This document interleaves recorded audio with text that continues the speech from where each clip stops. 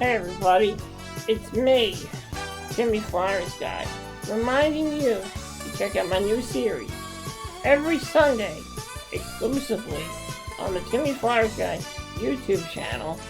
Check out my new show, The Flyers Guys Top 10. Flyers Guys Top 10 is a top 10 series about some of the top 10 things that I like, such as TV shows, movies, and more. So if you're in the mood for a good top 10 show, check out the Flyers Guy Top 10 exclusively on the Timmy Flyers Guy YouTube channel every Sunday. That's the Flyers Guy Top 10 every Sunday on the Timmy Flyers Guy YouTube channel.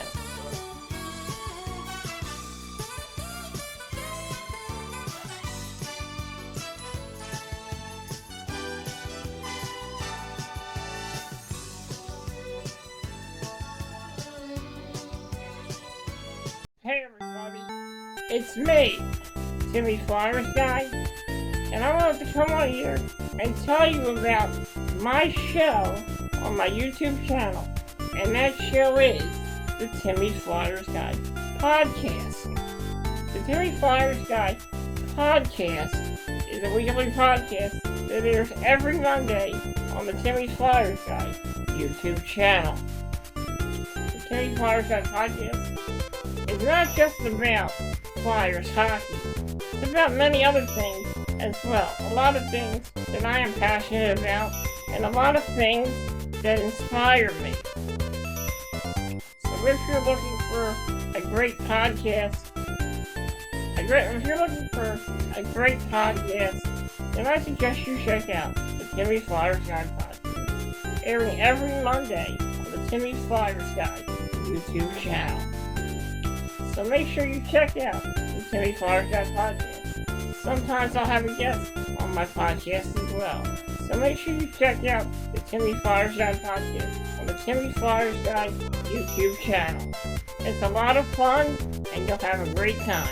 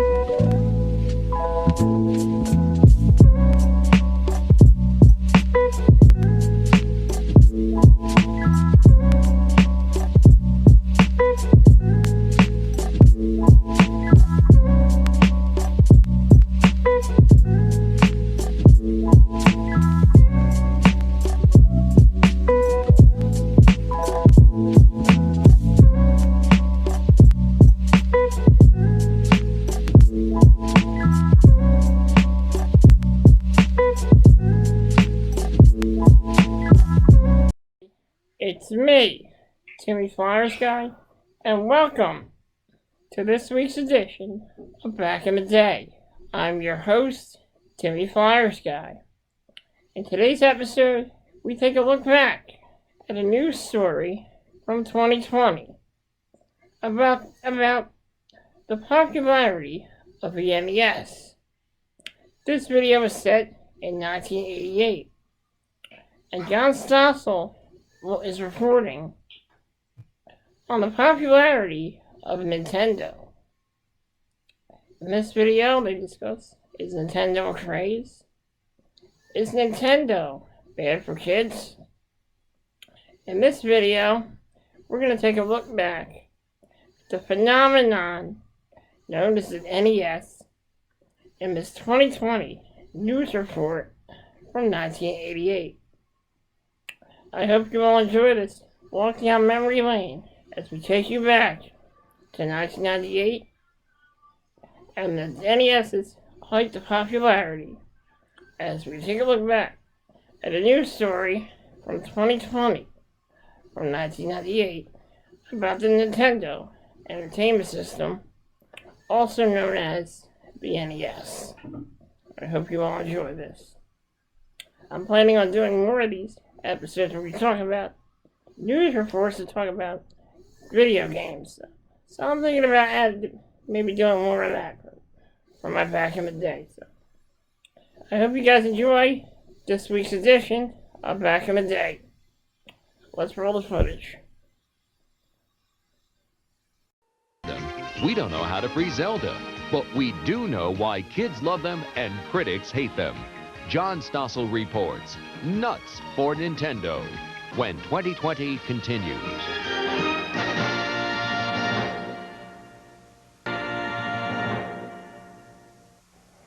It may be the most addictive toy in history, and it's definitely the hottest thing this Christmas. Nintendo video games. They first arrived from Japan 3 years ago, and now millions of American kids are hooked and mesmerized. When they do stop to talk, it's in a language only they understand. Well, John Stossel went out to discover the secret of Nintendo's success, but first he had to find one. New York City, early in the morning. Before the toy stores open, they're lined up outside. I'm in line too because the director of 2020 said, Stossel, I hate to ask, but you've got to help me get my kid a copy of Super Mario Brothers 2. This man came all the way from Indiana to get one. He came 1,000 miles just for this game? Yes. I've done 7 stores a day for 3 weeks now. I cannot find it. I have to live with my kids for the rest of the year, so I have to have this on Christmas Day. So to please the kids, they line up at the few stores that have been able to get copies of the hottest Nintendo games, Mario 2 and The Adventure of Link. I have Super Mario Brothers 2. Now what's Nintendo, you ask, and why should you care? Well, I think it's something you should know about because it's captured America's children. School bus drivers report the kids are talking less about clothes and sports and what Joe did to Jane, and more about... When you get to those things that go up and down, you just jump on them. After school, even on the day that brings the first beautiful snowfall of the season. Everyone's eager to get inside the house so they can rush to get to the television set. Now, usually they don't play together. We invited them to a Nintendo party. They pop the cartridge into this deck, which attaches to any television set. These controls direct the characters. The better your eye-hand coordination, the better you do. Never has there been a toy that's been this successful. Bruce Apar is editor of a magazine that follows the industry. How big a hit is this? This is as big or bigger than anything the toy industry has ever seen. I'll give you one comparison. Barbie, which is an institution, does about $500 million a year. Nintendo does over 3 times as much. Now, why is it so successful? Well, the people in the industry say Nintendo simply has the best games. They come in 2 categories. Sports games such as tennis, hockey, football, boxing, all with good graphics and sound effects. Even more popular are the adventure games like Super Mario. They tend to have ludicrous plots. Mario is an Italian plumber who, under your control, enters the Mushroom Kingdom to fight off killer turtles and deadly ducks until he can rescue the Princess Toadstool. The kids love it. What's good about it? Birdo. He shoots the eggs out of his nose. And also there's this part where you can't go anywhere except for fall down a pit, but you pick up this thing and this rocket appears out of nowhere and it flies to another board. It's weird. And it's a big improvement over the first video games like Atari's Pong and Space Invaders, because today's computer chips are better. They have more memory. There's much more involved in playing the game, much more excitement. There's better use of colors, better use of music.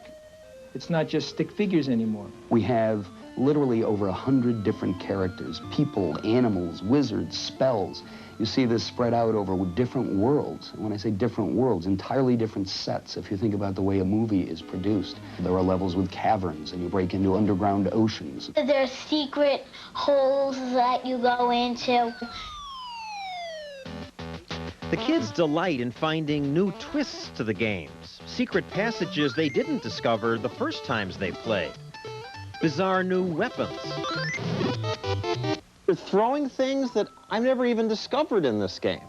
Yeah, because you don't know. If you're a grown-up, you hardly do this. If you're a grown-up, you have work to do.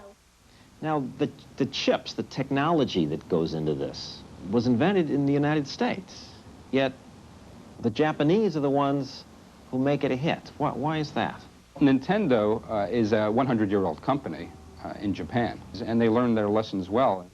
When buyers lost interest in the first generation of video games about 4 years ago, Nintendo quietly watched as American companies quit the business. Nintendo then bought licenses to the best of the arcade games.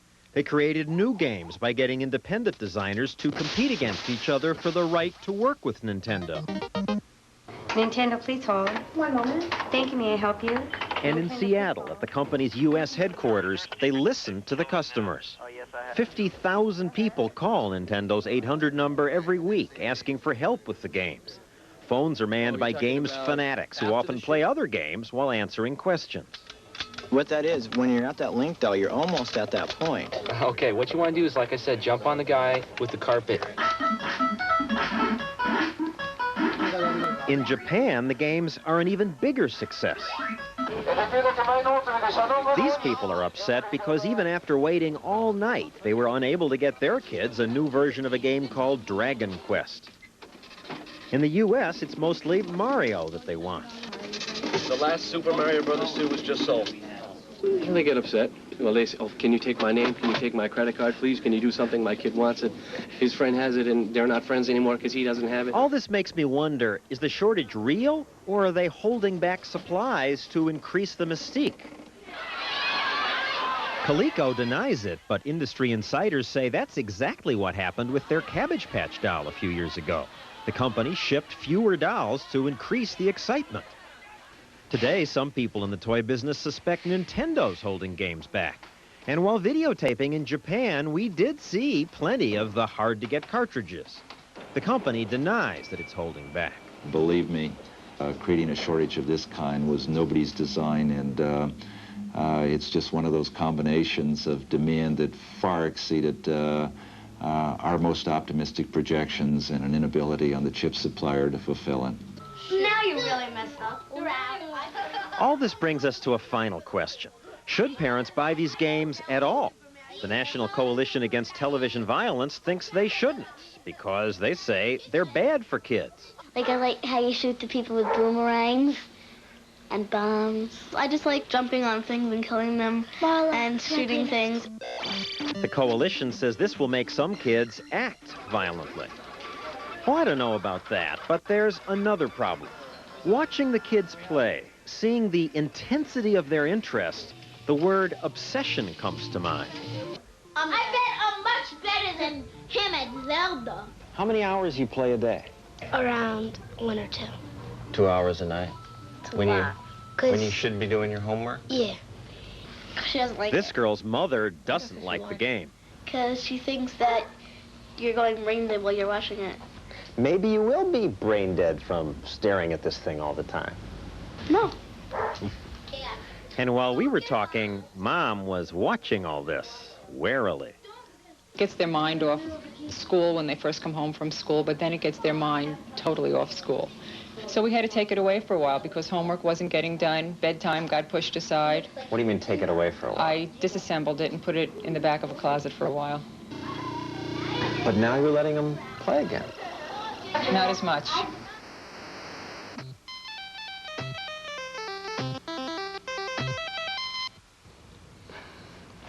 John, what's your feeling after watching this? Does it make them, brain dead, as you said, or isn't there a certain amount of imagination that you have to use for this game? I think that's true, that it's not just like watching television. You have to use imagination. There are all these ways to handle the games.